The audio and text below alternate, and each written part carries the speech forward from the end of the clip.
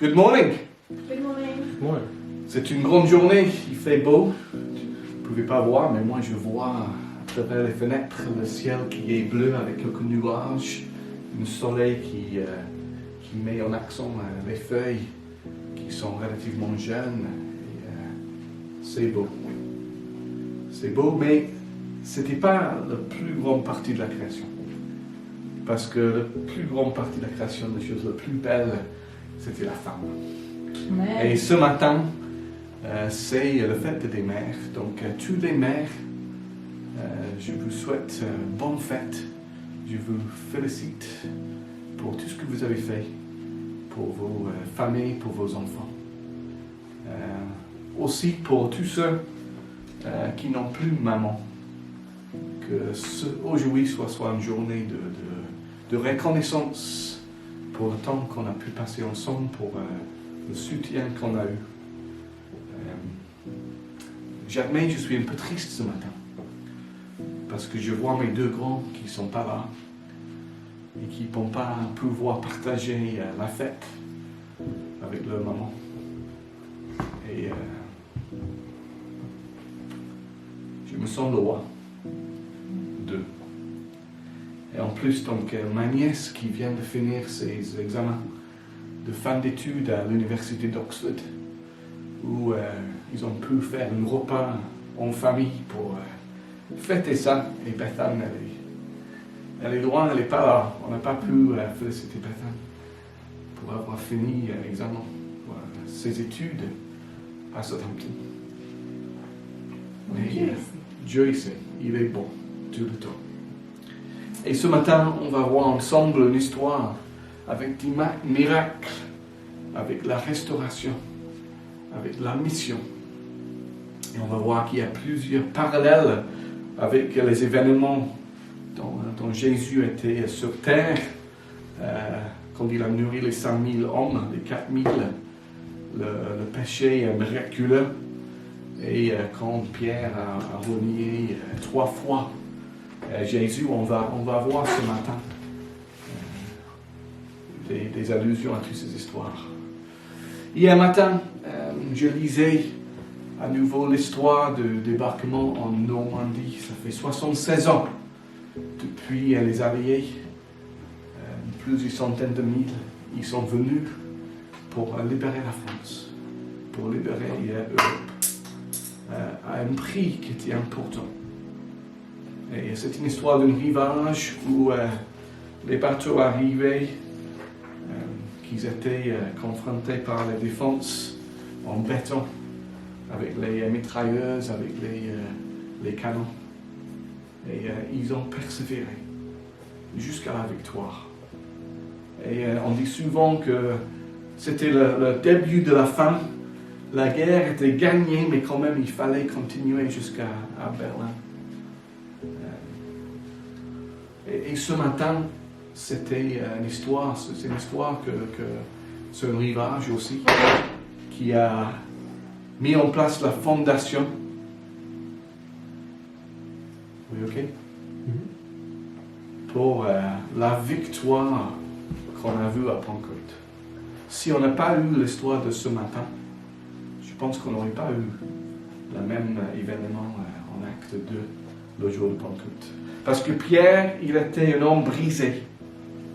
C'est un homme qui ne pouvait plus, qui ne savait pas qui il était et ce qu'il allait faire.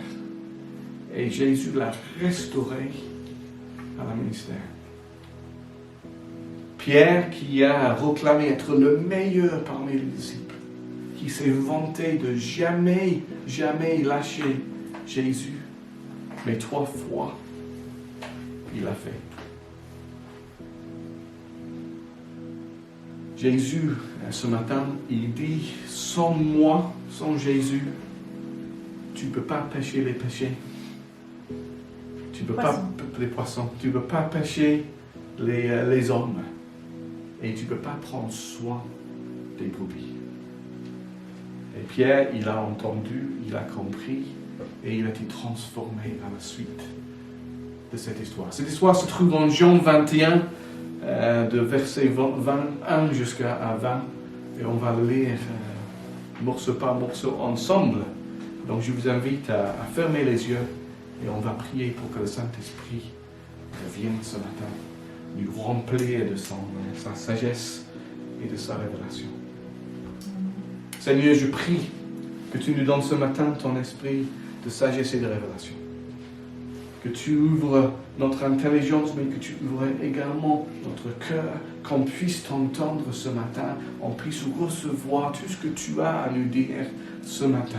Je prie pour les mamans, je prie pour les papas, je prie pour les enfants, je prie pour les âgés, pour les jeunes, je prie pour chacun, que tu nous aides, Seigneur, vraiment à entrer pleinement dans tout ce que tu as prévu pour nous. Je prie pour la parole, Seigneur, que ce soit clair et compréhensible et avec peu de fautes. Au nom de Jésus. Amen. Jean 21, versets 1 à 3 pour démarrer. Après cela, ça veut dire quelque temps plus tard, Jésus se montra encore aux disciples sur les rives du lac de Tibériade. Voici de quelle manière il se montra.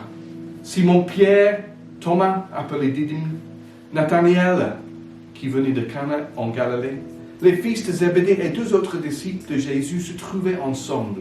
Simon-Pierre leur dit, « Je vais pêcher. » Ils lui dirent, « Nous allons aussi avec toi. » Ils sortirent et montèrent aussitôt dans une barque. Mais cette nuit-là, ils ne prirent rien.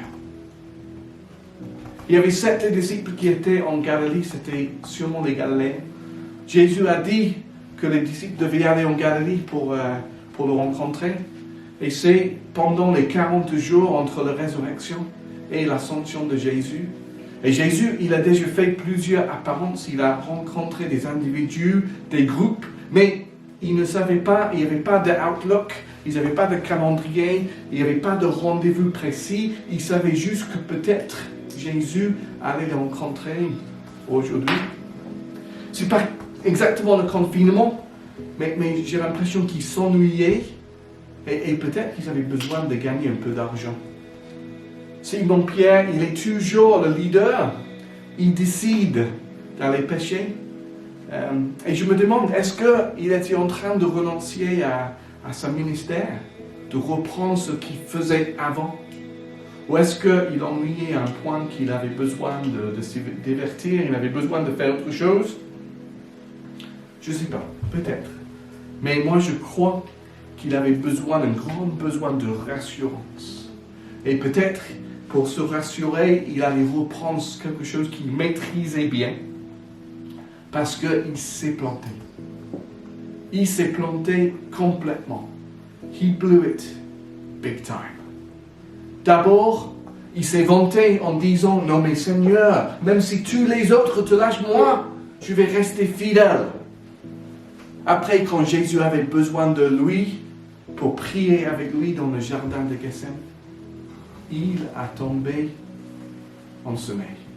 Il n'a pas pu rester éveillé, prier avec Jésus dans le moment de sa plus grande nécessité. Après, avec l'épée, il a fait mal à Malchus, en tout cas à l'oreille de Malchus. Et après, dans cette cour devant la maison du chef sacrificateur, là où il y avait un feu de braise, il a renié, comme Jésus a dit, il a renié Jésus 3 fois. Il a dit, non, moi je ne le connais pas. Non, je ne suis pas avec lui. Non, je vous dis, je ne suis pas avec lui. Et après, il y avait... le coq. Exactement.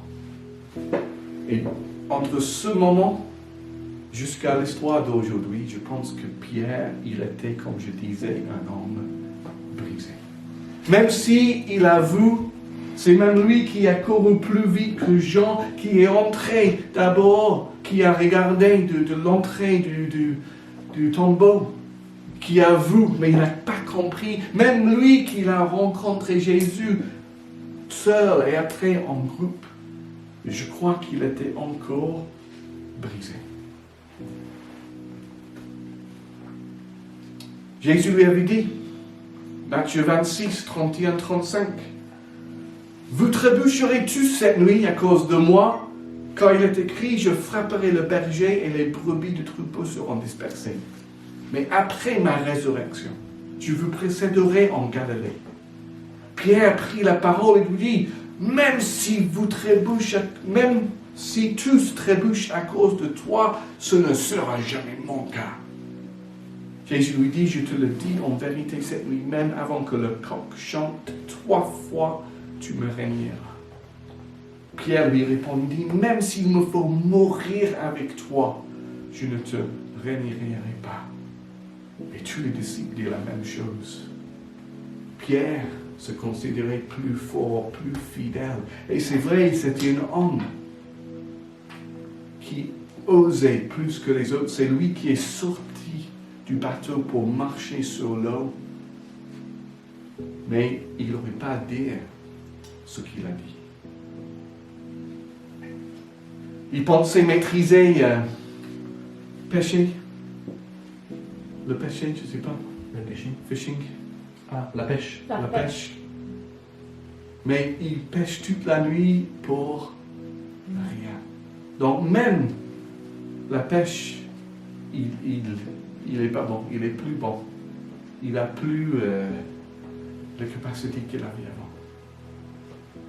L'histoire continue, Jean 21, 4 à 6. Le matin venu, Jésus se trouvait sur le rivage. Mais les disciples ne savaient pas que c'était lui. Il leur dit, les enfants, n'avez-vous rien à manger? Ils répondirent, non. Il leur dit, jetez le filet du côté droit de la barque et vous trouverez. Ils le jetèrent donc, et ils ne parvinrent plus à le retirer tant qu'il y avait du poisson. C'est un miracle. Ils ne savaient pas que c'était Jésus. C'était comme Marie, Madeleine, c'était comme les deux, Cléopas et son partenaire sur la route de Emmaüs. Peut-être c'est parce que c'était le matin et il n'y avait pas suffisamment de lumière pour voir les centaines de mètres vers le rivage. Ou peut-être qu'il avait une forme différente, comme Marc nous explique. Ou peut-être l'Esprit les a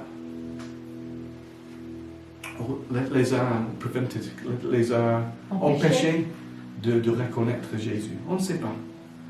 Mais en tout cas, ça nous rappelle l'histoire de Luc 5, 1 à 11, quand Jésus appelait pour la première fois André et Simon, Jacques et Jean. Je vous rappelle l'histoire. Jésus, à l'époque, il arrive, il avait besoin d'enseigner la foule, il demande de monter dans le bateau, le barque de Simon, de Pierre, et il enseigne la foule. Et après, il dit aux disciples, mais prendre la profondeur et on va pêcher. Simon lui répondit à l'époque, Maître, nous avons travaillé toute la nuit sans rien prendre, mais sur ta parole, je jetterai les filets. Et ce jour-là, la pêche était tellement énorme que les filets étaient déchirés et les bateaux, les barques commençaient à couler. Quand il a vu cela, Simon-Pierre tomba aux genoux de Jésus et dit, « Seigneur, éloigne-toi de moi parce que je suis un homme pécheur. » Jésus a dit à Simon, « N'aie pas peur, désormais tu seras pêcheur d'hommes. » Et alors, ils ramènèrent les barques à terre, laissèrent tout et le suivirent. Ce premier fois, Luc 5, Jésus a dit là où il fallait aller pour trouver les poissons. Et Pierre, parce qu'il était professionnel, parce qu'il savait que c'était un miracle, il savait que lui, il était en présence de quelque chose de saint. Il était dans la présence de Dieu lui-même. Et il reconnaissait sa pauvreté. Éloigne-toi de moi parce que je suis un homme pécheur. Et c'est sur la fondation de cette reconnaissance de sa pauvreté que Jésus l'a appelé à devenir pécheur d'hommes.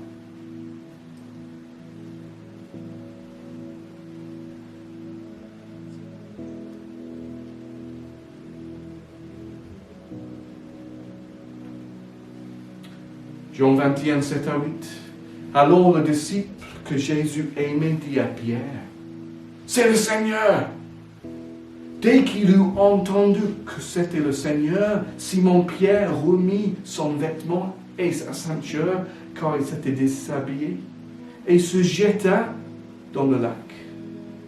Les autres disciples vinrent avec la barque, en tirant le filet plein de poissons, car ils n'étaient pas loin de la rive, à une centaine de mètres. Ces gens qui se rendent compte que c'est le Seigneur, est-ce que c'est parce qu'il a une meilleure vision que les autres? Ou est-ce que parce que c'est lui, il a compris que c'était le Seigneur, parce que c'était la même histoire presque que ce qui s'est passé en Luc 5? Ou est-ce qu'il a reconnu la voix? En tout cas, c'est lui qui dit c'est le Seigneur. Et Pierre, cette fois-ci, tellement il est pressé, il met sa vêtement, parce qu'il était en sous-vêtement seulement, sûrement. Et peut-être il ne réfléchissait pas. Peut-être il pensait qu'il allait marcher à nouveau sur l'eau. Mais en tout cas, il avait envie de voir Jésus le plus vite possible. Et je me demande, toi, ce matin, tu as ce même désir de voir Jésus le plus vite possible? Est-ce que toi aussi tu aurais sauté du bac sans réfléchir à les conséquences pour pouvoir nager? Parce que tu as compris que le bac, ça allait prendre un peu de temps et tu avais envie de voir ton Seigneur. Jean 21, 9 à 14. Lorsqu'ils furent descendus à terre, ils virent là un feu de braise, avec du poisson dessus et du pain. Jésus leur dit, apportez quelques-uns des poissons que vous venez de prendre. Simon-Pierre monte dans la barque, il tire le filet plein de 153 gros poissons à terre. Et malgré le grand nombre, le filet ne se déchire pas. Jésus leur dit, venez manger. Aucun des disciples n'osait lui demander, qui es-tu? Car il savait que c'était le Seigneur. Jésus s'approcha, prit le pain et leur en donna. Il fit de même avec le poisson. C'était déjà la 3e fois que Jésus se montrait à ses disciples qu'il était ressuscité. Quand Pierre, il a vu le feu de braise, je me dis, ça lui a rappelé notre histoire. On retrouve l'histoire en Jean 18. Les serviteurs et les gars qui étaient là avaient allumé un feu de braise pour se réchauffer, car il faisait froid. Pierre se tenait avec eux et se chauffait aussi. C'était juste avant qu'il renie Jésus 3 fois. Et là, il voit Jésus, il voit le feu de braise. Et je m'imagine qu'il se dit, oh non. Comment j'ai pu être aussi nul? Comment j'ai pu être aussi infidèle à Jésus? Il y avait déjà du poisson sur le feu. Ça venait d'où? C'est un miracle où Jésus est allé au marché avant, où il a fait la pêche lui-même, on ne sait pas. Mais en tout cas, il demande qu'ils apportent quelques-uns des poissons pour rajouter sur le feu. Et c'est toujours comme ça avec le Seigneur. Quand on va le servir, il y a une part qui vient directement de lui et une part pour s'ajouter qui vient de nous. Et donc, les disciples, ils amènent quelques poissons, ils s'assoient avec Jésus et ils mangent. Et ce repas a dû les rappeler la fois que Jésus a nourri les 5000 hommes. Quand il a pris les poissons, il a pris les pains et il a distribué ça à chacun. Jésus prit le pain et leur en donna. Il fit de même avec le poisson. Peut-être il n'avait pas la ressemblance de Jésus pré-résurrection. Peut-être il avait changé physiquement. Mais il n'osait pas demander qui c'était parce qu'il savait qu'ils étaient dans la présence de Dieu vivant. C'était plus l'homme, Jésus, c'était Dieu ressuscité, Dieu vivant. Amen. Après, on passe sur les 3 parties de la restauration de Pierre. Jean 21, 15. Lorsqu'il leur mangeait, Jésus dit à Simon-Pierre, « Simon, fils de Jonas, m'aimes-tu plus que ceci ?» Et Pierre, il répondit, « Oui, Seigneur, tu sais que j'ai de l'amour pour toi. » Jésus lui dit, « Nourris mes agneaux. » Et donc les points que j'avais cités, d'abord, Jésus n'utilise pas le nom Simon-Pierre, il dit Simon, fils de Jonas. C'est comme si Pierre est rétrogradé, il est devenu l'ancien homme. Et il demande, est-ce que tu m'aimes, agape, est-ce que tu as un amour inconditionnel pour moi, plus que ceci, plus que les autres disciples? Parce que Pierre, je te rappelle, tu avais dit que tu étais plus fort que les autres, que tu ne me lâcherais jamais. Et finalement, c'est pas vrai. Et Pierre qui répond, qui n'est pas capable de dire, oui, j'ai agapé pour toi. Il dit, Seigneur, tu sais que j'ai de l'amour, j'ai filio, j'ai affection pour toi. Et Jésus, lui, qui dit, nourris mes agneaux. Tu peux prendre soin des petits, des enfants. Et je disais combien j'étais reconnaissant envers Guy, Julia, Rion, Karine, Rama, Gwyneth, Laure, Eunice, Enoch, Céline, tous ceux qui s'investissent pour prendre soin des enfants. C'est vraiment les hommes et les femmes de valeur qui s'investissent pour l'avenir. Deuxième partie de cette restauration, c'est Jean 21, 16. Jésus, lui dit à Simon-Pierre, une deuxième fois, « Simon, fils de Jonas, m'aimes-tu » Pierre répondit, « Oui, Seigneur, tu sais que j'ai de l'amour pour toi. » Jésus lui dit, « Prends soin de mes brebis. » Cette fois-ci, Jésus utilise toujours le mot agape. Pierre répond toujours avec le mot filio. Mais cette fois-ci, il n'y a plus de comparaison. Là, c'est « Est-ce que tu m'aimes ?» Et Pierre répond « Tu sais que j'ai de l'amour pour toi. » Et Jésus lui dit « Prends soin de mes brebis. » Pas les agneaux, pas que les agneaux. Pas que nourrir, mais prendre soin. Et donc, il invite Pierre à nouveau être le berger des brebis de Jésus.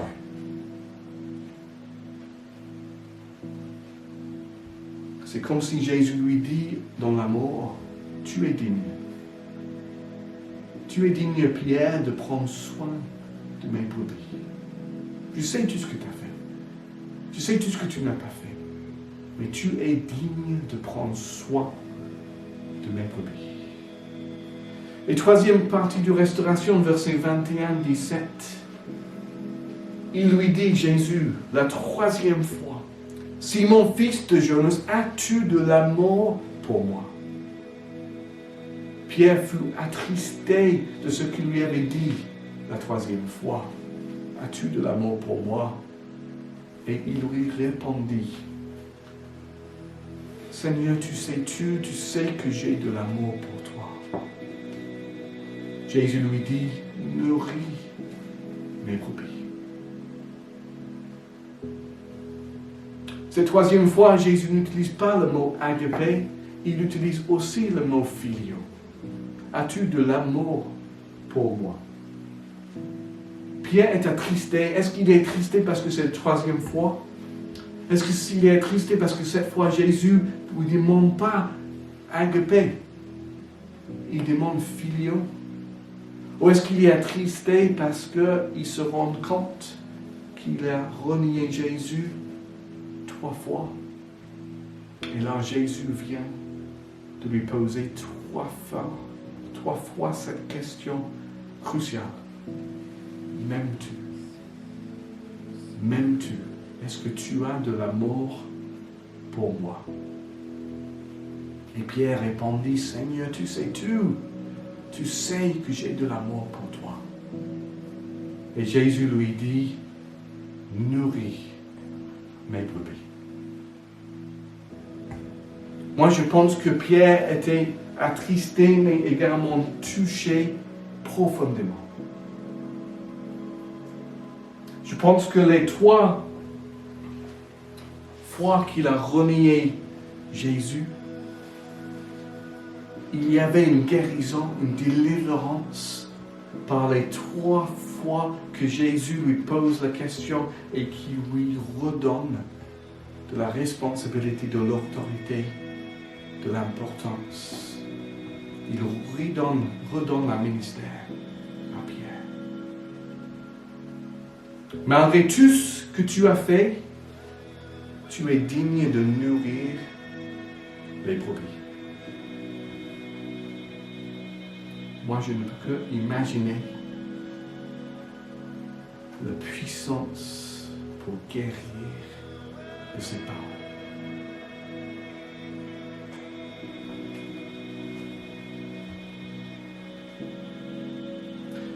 C'est vrai que finalement, là où on est faible, c'est là que Jésus, il est fort. J'ai écrit en anglais, we minister from our brokenness. Finalement, c'est là où on est brisé, c'est là qu'on est capable d'apporter l'amour de Dieu. Là où on est brisé, c'est là qu'on peut partager la grâce que nous avons reçue dans cette situation avec d'autres personnes. We minister from our brokenness. Là où on est brisé, on peut faire un ministère. Quand je regarde dans le passé, Moïse, Joseph, Pierre, Paul, tous ces grands ministres, ils ont dû être d'abord brisés et ensuite restaurés avant qu'ils pouvaient entrer pleinement dans le plan de Dieu pour leur vie. Moïse, à l'âge de 40 ans, il a pris la défense des Israélites. Il a tué un Égyptien. Le lendemain, il a vu une bagarre entre 2 Israélites. Il a essayé d'intervenir. On a dit, mais tu vas me tuer comme tu as tué l'Égyptien hier. Et il a pris peur, il a pris la fuite. Il a passé 40 ans dans le désert. Et Moïse était restauré devant le burning bush. La buisson ardente. La buisson ardente. Merci beaucoup. Il était restauré et c'est lui finalement qui est devenu sauveur du peuple de Dieu.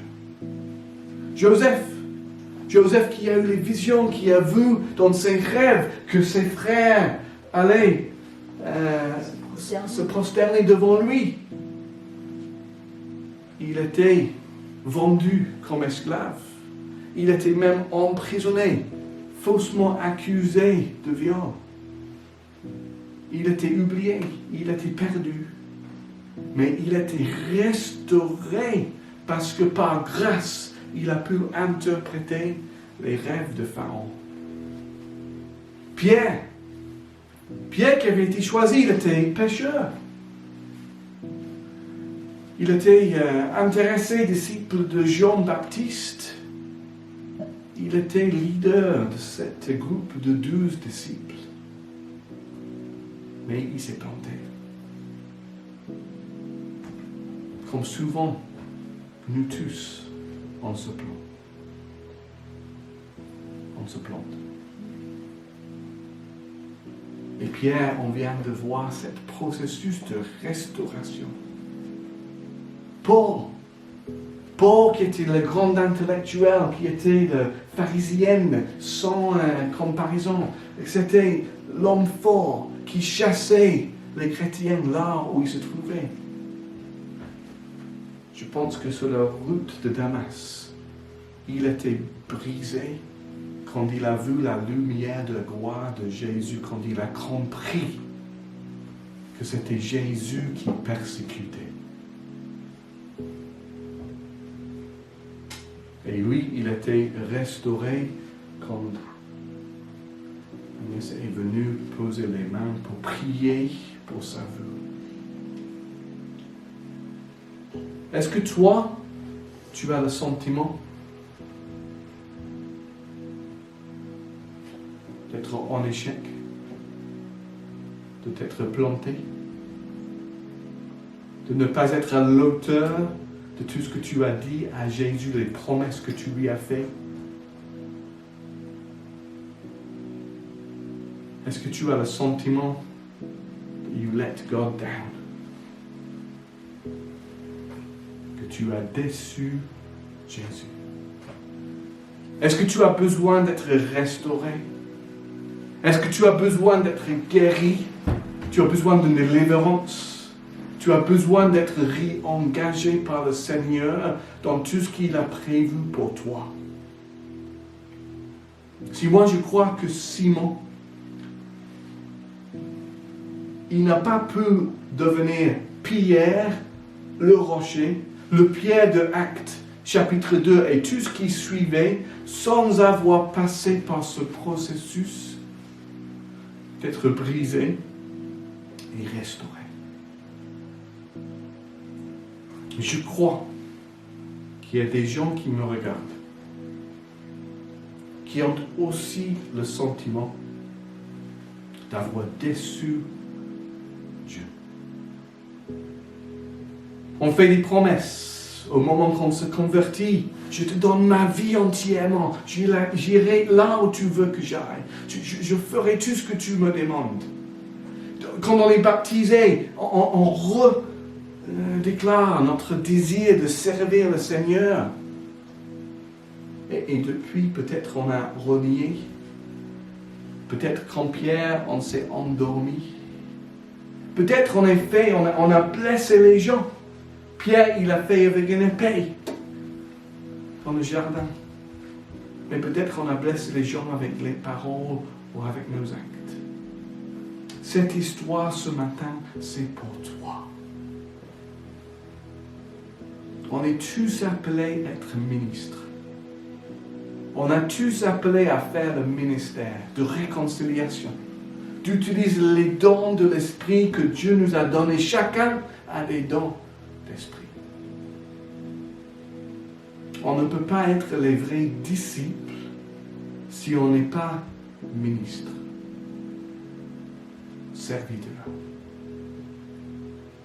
Et donc, on a besoin d'être guéri, restauré et réengagé par le Seigneur. J'invite le Saint-Esprit à venir maintenant toucher chacun qui écoute dans leur cœur. Jésus continue 21, 18, 19. Il dit, en vérité, je te le dis. Il parle à Simon-Pierre. Quand tu étais plus jeune, tu mettais toi-même ta ceinture et tu allais où tu voulais. Mais quand tu seras vieux, tu tendras les mains et c'est un autre qui attachera ta ceinture et te conduira où tu ne voudras pas. Il dit cela pour indiquer par quel mot Pierre révélerait la gloire de Dieu. Puis il lui dit, suis-moi. Jésus a un plan pour chacun de nous. C'est un plan pour révéler la gloire de Dieu. Même si ça finit en être martyr pour Dieu comme Pierre, c'est pour glorifier Dieu. Ça m'intéresse la réaction de Pierre. On le retrouve en 20 à 22. Pierre se retourna et vit venir derrière eux le disciple que Jésus aimait. Celui qui, pendant le souper, s'était penché vers Jésus et avait dit, « Seigneur, qui est celui qui va te trahir ?» En le voyant, Pierre dit à Jésus, « Et lui, Seigneur, que lui arrivera-t-il » Jésus lui dit, « Si je veux qu'il vive jusqu'à ce que je revienne, en quoi cela te concerne-t-il ? toi, suis-moi. Je pense que c'est typique comme réaction.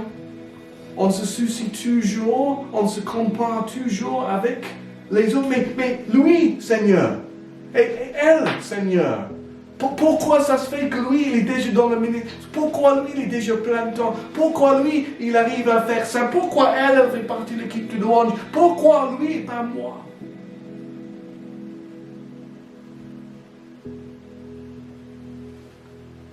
On cherche à être traité de la même manière que les autres. On considère que c'est la justice, mais on n'a rien compris. Ce n'est pas notre souci. Comme Jésus dit à Pierre, en quoi cela te concerne-t-il? Toi, suis-moi. C'est ça le message ce matin pour nous. Il est prêt à venir toucher notre cœur, guérir les sentiments d'échec, les déceptions, amertume, colère, sentiments d'injustice, tout ce qui vient de ce qu'on a vécu. Il nous guérit, il nous délivre, il nous réengage dans le plan et le projet qu'il a pour nous, et il nous invite simplement de le suivre. Toi, suis-moi. L'as-tu rencontré ce matin? Et est-ce que tu vas le suivre ce matin? La conclusion de cette prédication, on ne peut jamais se planter à un point que Jésus n'est pas capable de nous restaurer. Jésus est toujours capable de nous guérir, de nous restaurer, de nous réengager dans le plan et le projet qu'il a pour nous. Même si on s'est endormi, même si on s'est fait mal aux gens, même si on a renié Jésus, Jésus ce matin, il est capable de venir par son Saint-Esprit guérir, délivrer, restaurer, réengager. Cette histoire nous rappelle que même dans notre vie professionnelle, si on est pécheur professionnel, ça se passe mieux avec Jésus quand on est guidé par Jésus. Dans notre vie professionnelle, on peut travailler toute la nuit pour rien, mais quand Jésus dit ce qu'il faut faire, on récolte tout de suite plus. Et c'est miraculeux.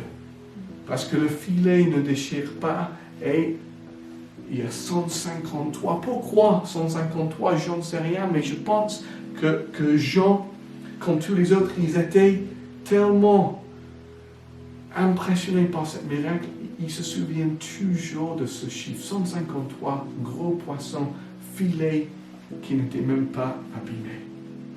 Seigneur, tu es incroyable. Tu es exceptionnel, Seigneur. Notre souci ne devrait pas être de se comparer avec les autres, mais de simplement suivre Jésus. Jésus te dit ce matin, suis-moi. Et donc, qu'est-ce que tu vas faire ce matin, cet après-midi, cette semaine? Qu'est-ce que tu vas faire pour mieux suivre Jésus, pour accomplir le ministère, les projets, le plan que Dieu a pour toi? C'est ça la question.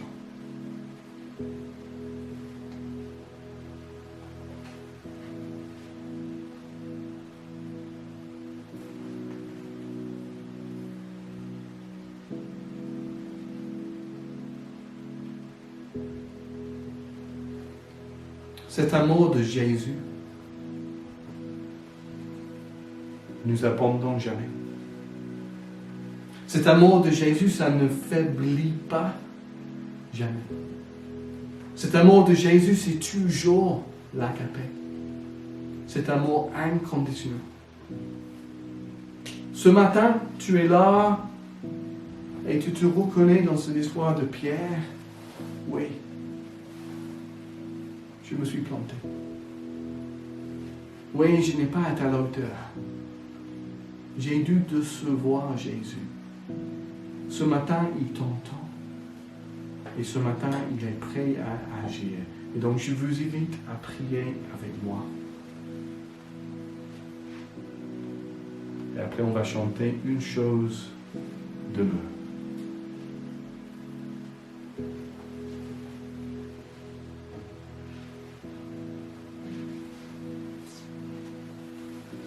Seigneur, je prie pour tous ceux qui écoutent ce message. Je prie qu'au nom de Jésus, que tu viennes nous rencontrer là où on est.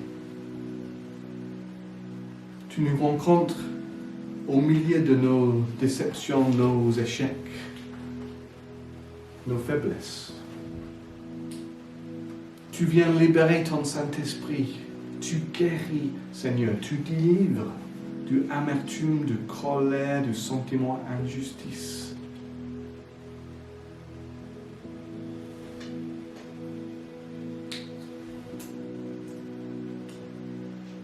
Seigneur, je prie pour ta guérison maintenant. Pour cette délivrance, Seigneur, maintenant. Et Seigneur, je prie que tu réengages chacun qui écoute dans le plan, les projets que tu as pour le ministère de réconciliation, le ministère de service dans l'Église, dans le monde. Au nom de Jésus. Amen.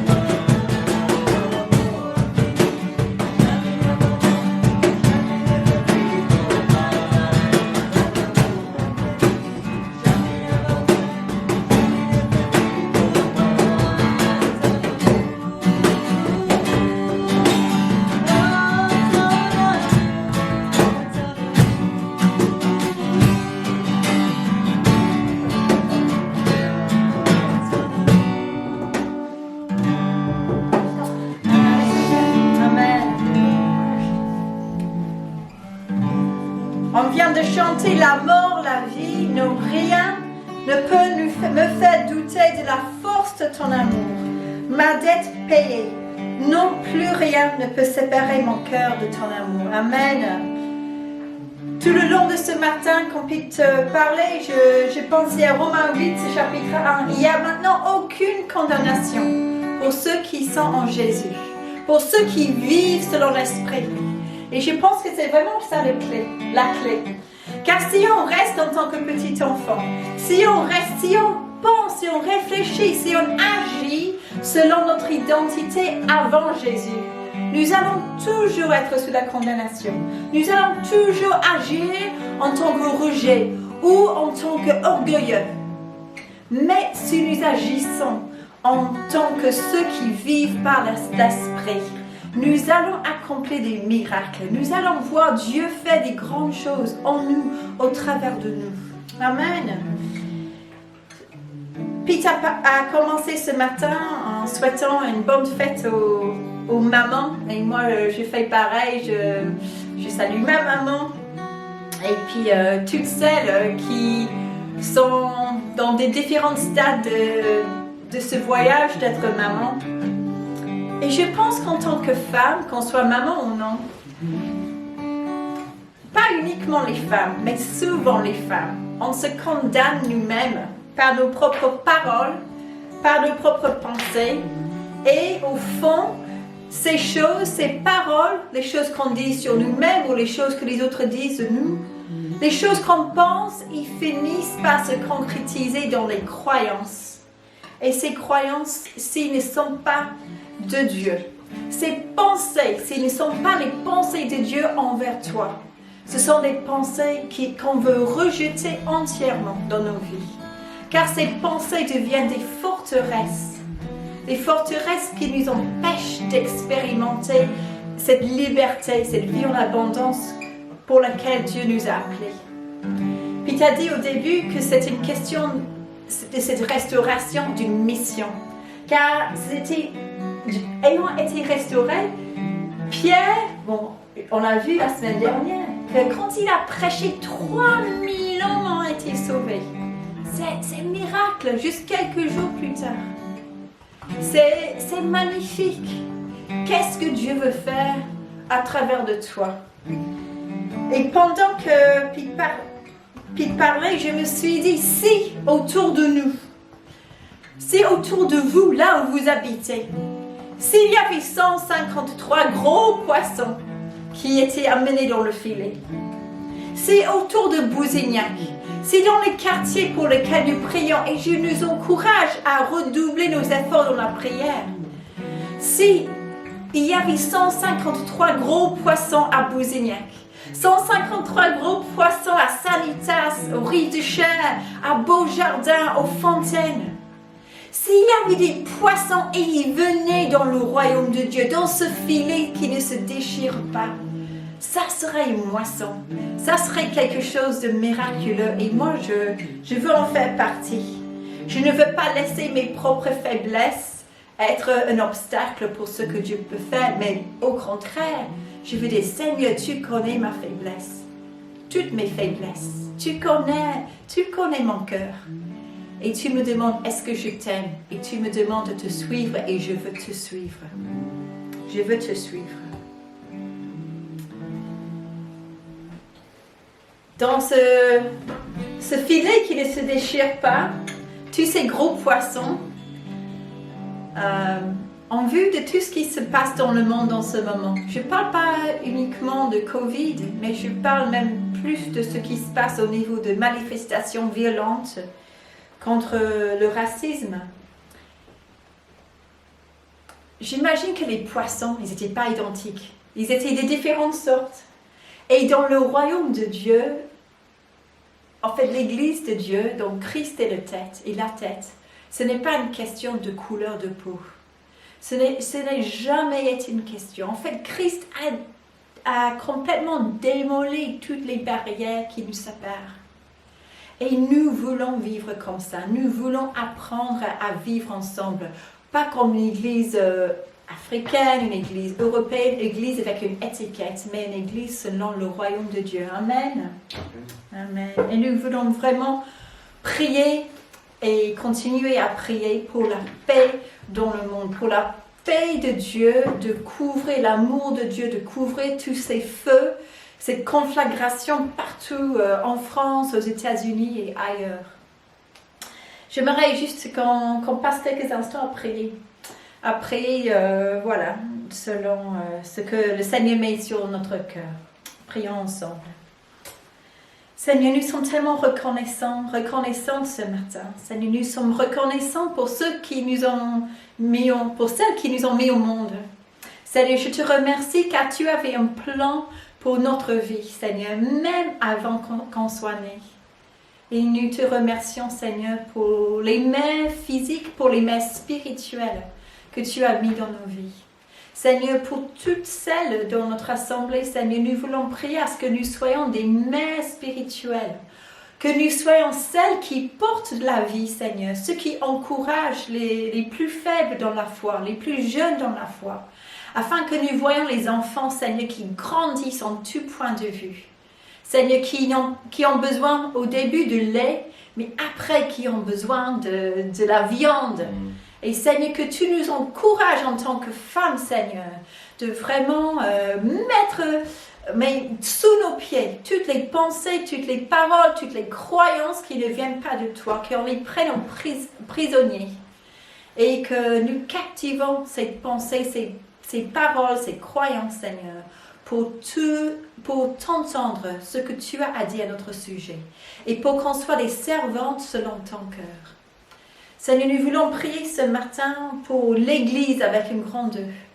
Nous voulons prier, Seigneur, à ce que ton Église soit un lieu libre de racisme, un lieu libre de te louer, Seigneur, dans de langues différentes, de te louer avec les frères et les sœurs de toute couleur, de toute culture, de toute nationalité, de toute tribu, de toute nation, comme il sera le cas au ciel, Seigneur. Que ta volonté vienne ici sur terre. Et que nous voyons déjà, Seigneur, un amour et que tu nous aides vraiment à voir notre frère, notre sœur, comme toi tu les vois. Seigneur, nous avons besoin de toi. Nous voulons te dire combien on est désolé, Seigneur. Désolé pour notre silence.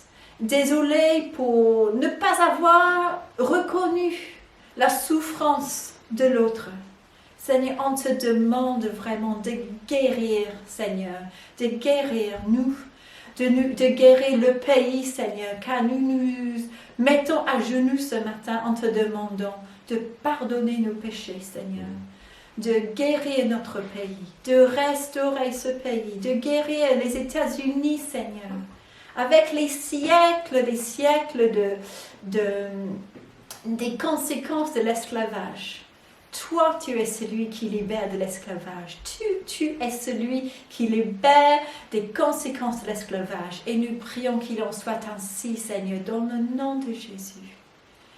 Nous voulons aussi ce matin élever nos voix, Seigneur. Nous voulons prier pour tous ceux qui sont malades, tous ceux qui sont en souffrance, tous ceux qui ont besoin de toi, que ce soit de l'aide financière, que ce soit de l'aide physique dans leur corps.